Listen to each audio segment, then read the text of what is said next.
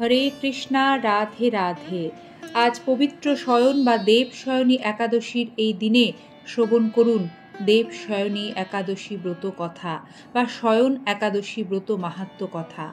মহারাজ যুধিষ্ঠির বললেন, হে কৃষ্ণ, আষাঢ় মাসে শুক্ল পক্ষের একাদশীর নাম কি, এর মহিমাই বা কি, আমাকে কৃপা করে বলুন। শ্রীকৃষ্ণ বললেন, ব্রহ্মা এই একাদশী সম্পর্কে দেবর্ষি নারদকে বলে গিয়েছেন। আমি সেই আশ্চর্যজনক কথা আপনাকে বলছি। শ্রী ব্রহ্মা বললেন, হে নারদ, এ সংসারে একাদশীর মতো পবিত্র আর কোনো ব্রত নেই। সকল পাপ বিনাশের জন্য এই বিষ্ণু ব্রত পালন করা একান্ত আবশ্যক। যিনি এই পবিত্র পাপ নাশক এবং সকল অভীষ্ট প্রদাতা একাদশী ব্রত না করেন, তাকে নরকগামী হতে হয়।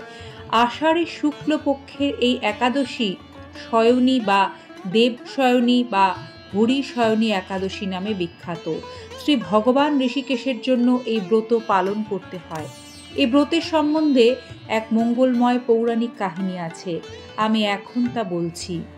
বহু বছর আগে সূর্য বংশে মান্ধাতা নামে একজন রাজা ছিলেন। তিনি ছিলেন সত্যপ্রতিজ্ঞ এবং প্রতাপশালী চক্রবর্তী রাজা। প্রজাদের তিনি নিজের সন্তানের মতো পালন করতেন। সেই রাজ্যে কোনো রকম দুঃখ, রোগ, ব্যাধি, দুর্ভিক্ষ, খাদ্যাভাব অথবা কোনো অন্যায় ছিল না। এইভাবে বহুদিন অতিবাহিত হলো। কিন্তু এক সময় দৈব দুর্বিপাকে টানা ৩ বছর সে রাজ্যে কোনো বৃষ্টি হলো না। দুর্ভিক্ষের ফলে সেখানে দেবতাদের উদ্দেশ্যে দানমন্ত্রের স্বাহা, স্বাধা ইত্যাদি শব্দ বন্ধ হয়ে গেল। এমনকি বেদপাঠও ক্রমশ বন্ধ হলো। তখন প্রজারা রাজার কাছে এসে বলতে লাগলেন, মহারাজ, দয়া করে আমাদের কথা শুনুন। শাস্ত্রে জলকে নার বলা হয়, আর সেই জলে ভগবানের অয়ন অর্থাৎ নিবাস। তাই ভগবানের আরেক নাম নারায়ণ। মেঘ রূপে ভগবান বিষ্ণু সর্বত্র বাড়ি বর্ষণ করেন। সেই বৃষ্টি থেকে অন্ন এবং অন্ন খেয়ে প্রজাগণ জীবন ধারণ করেন। এখন সেই অন্নের অভাবে প্রজারা ক্ষয়প্রাপ্ত হচ্ছেন। অতএব হে মহারাজ, আপনি এমন কোনো উপায় অবলম্বন করুন যাতে আপনার রাজ্যের শান্তি এবং কল্যাণ সাধন হয়।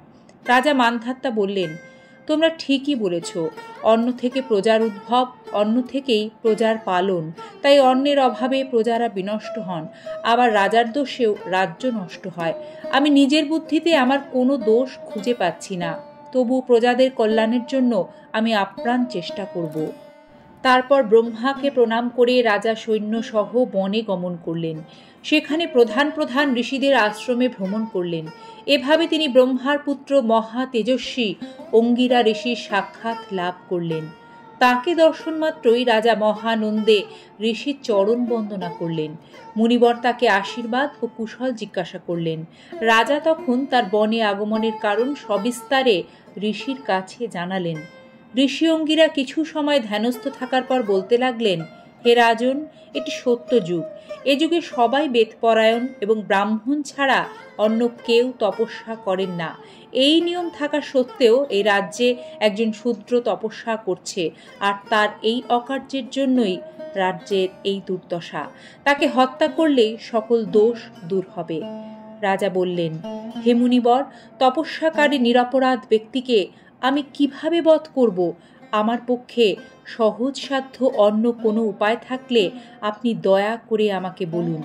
তদুত্তরে মহর্ষি অঙ্গিরা বললেন, আপনি আষাঢ় মাসের শুক্লপক্ষের শয়নী নামে প্রসিদ্ধ একাদশী ব্রত পালন করুন। এই ব্রতের প্রভাবে নিশ্চয়ই রাজ্যে বৃষ্টি হবে। এই একাদশী সর্বসিদ্ধিদাত্রী ও সর্ব উপদ্রব নাশকারিণী। হে রাজন, প্রজা ও পরিবারবর্গ সহ আপনি এই ব্রত পালন করুন।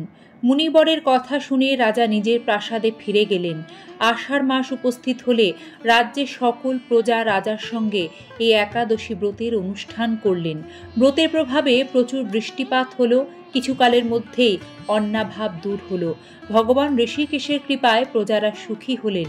এ কারণে সুখ ও মুক্তি প্রদানকারী এই ব্রত পালন করা সকলেরই অবশ্য কর্তব্য। ভবিষ্যত্তর পুরাণে যুধিষ্ঠির, শ্রীকৃষ্ণ তথা নারদ ব্রহ্মা সংবাদ রূপে এই মাহাত্ম্য বর্ণিত হয়েছে। একাদশীর পারণ মন্ত্র। অজ্ঞানতিমিরান্ধস্য ব্রতে নানেন কেশব প্রসীদ সুমুখনাথ জ্ঞান দৃষ্টি প্রদো ভব। একাদশী মহাপবিত্র তিথি। আপনারা এই ব্রত নিজেও পালন করুন এবং অপরকে উৎসাহ প্রদান করুন একাদশী ব্রত পালন করতে। শুভ শয়ন একাদশী মহাপবিত্র তিথি কি জয়। সকলে সুস্থ থাকবেন, ভালো থাকবেন।